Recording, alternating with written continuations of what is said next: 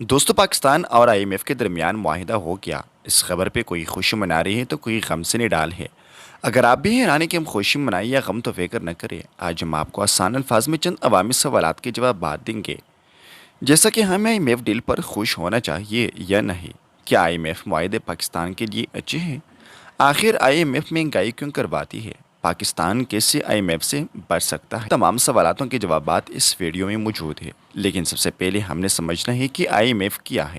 I am F کی حیثیت ایک بینک سی ہے جس میں دنیا کے ممالک اپنے پیسے رکھواتے ہیں اور قرض لیتے ہیں۔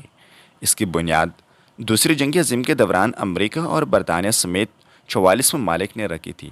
آئی ایم ایف کا بنیادی کام دنیا میں معاشی استحکام رکھنا ہے۔ اس مقصد کے لیے آئی ایم ایف ان ممالک کی مدد کرتا ہے جہاں معاشی مسائل پیدا ہوں۔ اس کا البتہ ایک منفی پہلو یہ بھی ہے کہ معاشی ماہرین کی بڑی تعداد یہ سمجھتے ہیں کہ آئی ایم ایف کا کردار صرف بینک کا ہی نہیں بلکہ ایک ایسے ہتھیار کا بھی ہے جیسے امریکہ مختلف ممالک کو مجبور کرتا ہے کہ وہ امریکی پالیسی پر عمل کرے۔ پاکستان کو آئی ایم ایف کی ضرورت کیوں ہے؟ پاکستان پر اس وقت کل قرضہ 140 ارب ڈالر ہے۔ اس وقت ہمارا بجٹ 14 ٹریلین روپے ہے، جس میں سے آدھے سے بھی زیادہ یعنی 50.5% تقریباً 7 ٹریلین صرف قرضے واپس کرنے اور ان کی قسطیں دینے میں لگ جاتا ہے۔ اس سال جولائی سے دسمبر تک پاکستان نے 10 ارب ڈالر کی رقم ادا کرنی تھی، لیکن ہمارے پاس اسٹیٹ بینک میں صرف 3.5 ارب ڈالر تھے۔ اگر ہم یہ قرض کی رقم ادا نہ کرتے تو ہم ڈیفالٹ ہو سکتے تھے، لیکن آئی ایم ایف تو صرف 3 ارب ڈالر دے گی تو باقی پیسہ کہاں سے آئے گا؟ یہی عالمی مالیاتی نظام اور آئی ایم ایف کا کمال ہے۔ چونکہ آئی ایم ایف ایک ملکوں کے بینک کی طرح کام کرتا ہے، اس لیے کوئی دوست ملک بھی پاکستان کو آئی ایم ایف کی گارنٹی کے بغیر قرضہ دینے کو راضی نہیں ہوتا۔ آئی ایم ایف سے اگر کسی ملک کا معاہدہ چل رہا ہو تو قرضہ دینے والے ممالک کو بھی یقین ہوتا کہ ہمارے پیسے محفوظ ہے اور یہ ملک پیسے واپس کر سکتا ہے۔ اس کا ایک منفی پہلو یہ بھی ہے کہ کوئی ملک آئی ایم ایف گارنٹی کے بغیر قرضہ دے تو اس سے آئی ایم ایف ناراض بھی ہو سکتا ہے اور کوئی یہ خطرہ لینے کو تیار نہیں ہے۔ اس لیے آئی ایم ایف معاہدے کے بعد اب پاکستان سعودی عرب، چائنا، متحدہ عرب امارات اور قطر وغیرہ سے پیسے لے کر اپنے تمام قرض کی ادائیگی ادا کر سکتا ہے۔ آئی ایم ایف معاہدے کے بغیر یہ ممکن نہیں تھا۔ اگر پاکستان ڈیفالٹ ہو جاتا تو پھر کیا ہونا تھا؟ پہلے نمبر پر پاکستان کے ساتھ تجارت اور لین دین بند ہونا تھا۔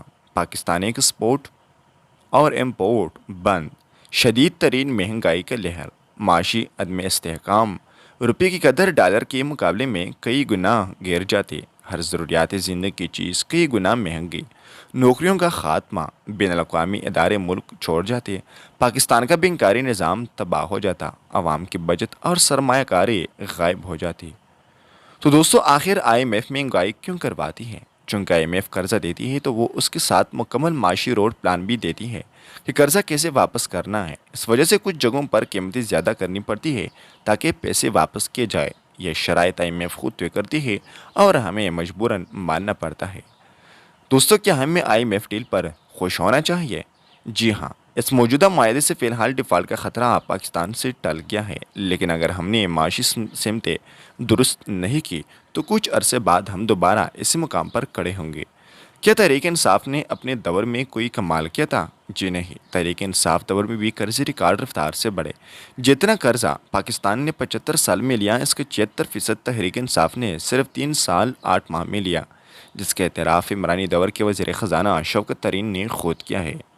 کیا آئی ایم ایف معاہدے پاکستان کے لیے اچھے ہیں؟ جی نہیں، اصولی طور پر آئی ایم ایف کی وجہ سے ہم مغربی شکنجے میں جکڑے رہتے ہیں، لیکن چونکہ ہم عالمی مالیاتی نظام کا حصہ ہے اس لیے یہ ہماری مجبوری ہے۔ کیا کوئی ملک آئی ایم ایف سے بچ نکلا ہے؟ جی ہاں، سریبیا، ساؤتھ کوریا، ترکی اور بھارت ایسا کر چکے ہیں، جبکہ 2016 میں پاکستان نے بھی آئی ایم ایف پروگرام کو خیرباد کہہ دیا تھا، لیکن بعد میں نااہلیوں کی وجہ سے ہمیں دوبارہ آئی ایم ایف پروگرام میں جانا پڑا۔